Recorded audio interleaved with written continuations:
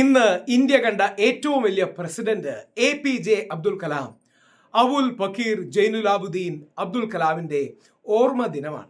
അദ്ദേഹം 15 ഒക്ടോബർ 1931 ജനിച്ചത്. 27 ജൂലൈ 2015 അദ്ദേഹം നമ്മളെ വിട്ടുപിരിഞ്ഞു. ഇന്ത്യ കണ്ട ഒരുപക്ഷെ ഏറ്റവും സ്നേഹിക്കപ്പെട്ട ഒരു പ്രസിഡന്റ് അല്ലെങ്കിൽ ഒരു പബ്ലിക് സർവന്റ് ആയിരുന്നു അദ്ദേഹം. മഹാത്മാഗാന്ധി കഴിഞ്ഞാൽ ഏറ്റവും കൂടുതൽ ഇന്ത്യക്കാർ ആദരിക്കുന്ന ആരാധിക്കുന്ന വ്യക്തിത്വങ്ങളിലൊന്നാണ്.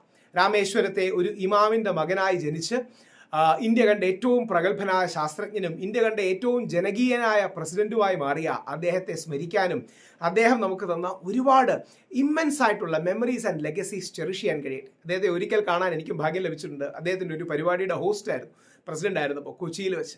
ആ മഹാത്മാവിന്, ഇന്ത്യ കണ്ട ഏറ്റവും വലിയ പ്രസിഡന്റിന്, നമ്മളെ സ്വപ്നം കാണാൻ പഠിപ്പിച്ച അബ്ദുൽ കലാമിന് പ്രണാമം. അദ്ദേഹത്തെ ഓർക്കുന്നു, അദ്ദേഹത്തിന് ഓർമ്മപ്പൂക്കൾ.